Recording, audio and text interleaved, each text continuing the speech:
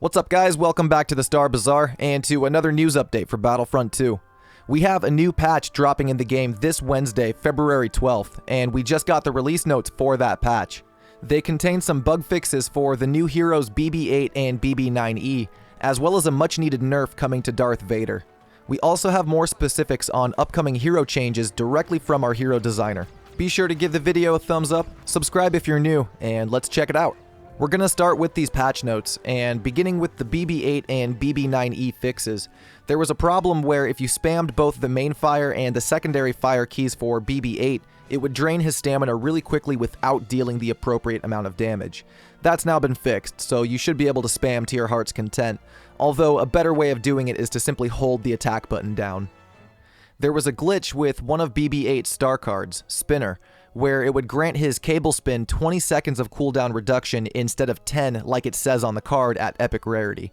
This has now been fixed and it should grant the appropriate amount of cooldown reduction. If you notice BB-8 using cable spin way too frequently, this is probably why. Both BB-8 and BB-9E had problems with their voice lines not playing the audio in the front end menu, and this has now been fixed, as well as a problem where they would eventually play the wrong voiceover lines if they got disrupted.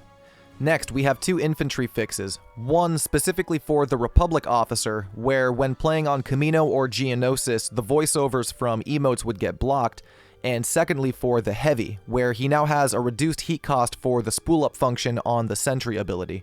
Reinforcements also get some changes as well.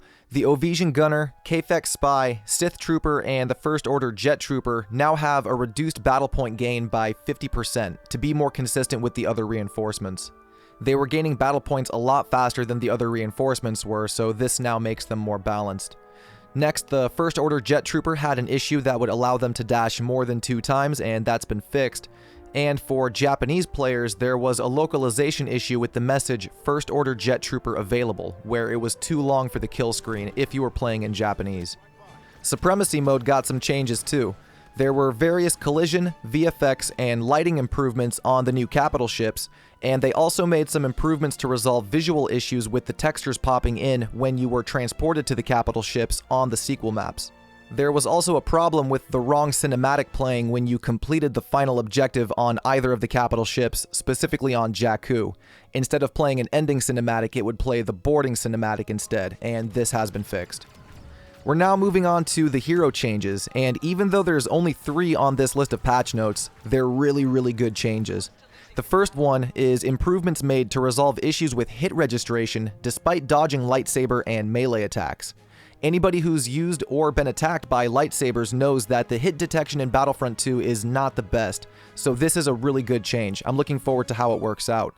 The second fix is to a bug with General Grievous, where his Claw Rush would completely drain the stamina of an opponent that he hit. Another really good change. And the last one is lowered damage reduction for Darth Vader while he's using his choke. Right now it's at 75%, and after the patch it'll be dropped down to 20%. Sometimes quality is better than quantity. These are great hero changes. The final listed note on the release notes is an update to the mode description for Ewok Hunt. Again, this patch will drop this Wednesday on the 12th of February, and it will drop at the normal time that the game updates release at. For PC, it'll be 9 AM UTC, for PlayStation 4, it'll be 10 AM, and Xbox will get it at 11 AM.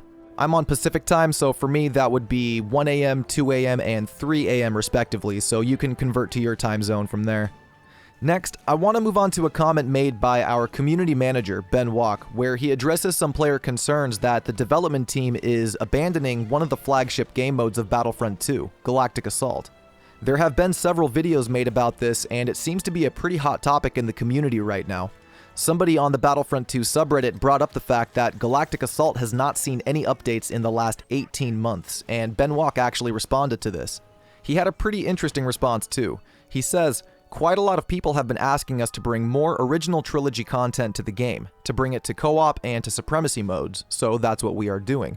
Before that, it was the likes of the Droideka, Commando, Clone Legions, and various other bits. The last part says, there's various other things that we are working on that you have requested as well, and those will be revealed when the timing is right." And that last little bit is the most interesting part. He confirms that the team is working on player requests. Since he mentions this in a response to the concerns about Galactic Assault, I'm inclined to believe that this is about bringing more maps to the Galactic Assault rotation. Right now, there are 2 large-scale maps in Battlefront 2 that are not a part of Galactic Assault, Felucia and Age and Kloss. Once Scarif drops in March, that'll be 3 maps. That's 3 potentially new Galactic Assault scenarios for the mode. Ben's hint could even be for more heroes or reinforcements that the community has been requesting for a while now.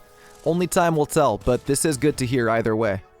Next, our hero designer Guillaume has some good tidbits of information about upcoming changes and fixes for some of the heroes and some of the problems they have right now.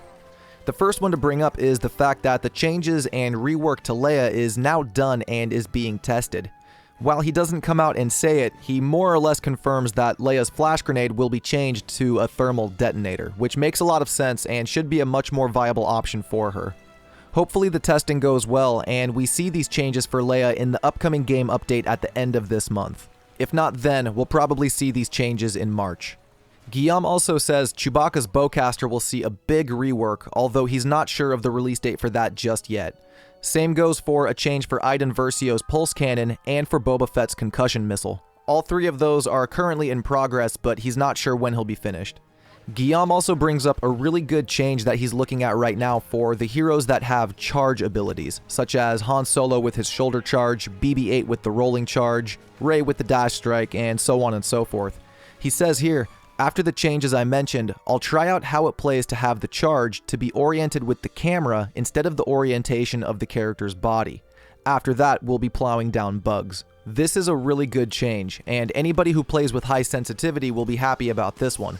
Sometimes if you play too fast, your character model will not be able to catch up to you moving your camera around. So if you try to do one of these charge abilities, even if your camera's facing the direction you want to go, your character model could be facing the wrong way, and it will send them in whichever direction they're facing. This is really not good for some of the heroes, specifically Rey and Darth Maul I feel have a really tough time with this, so I'm really glad that Guillaume is looking into it, as well as those bug fixes he mentioned at the end there. That's also great news. But with that, that is actually all the Battlefront 2 news we have today. It was a bit of a shorter one this time, but I still appreciate everybody who tuned in. Be sure to give this video a thumbs up if you like the commentary, subscribe to the channel if you want to stay in the loop with more Battlefront 2 news and tips, and that's all from me. I'll see you all out on the Battlefront. Peace.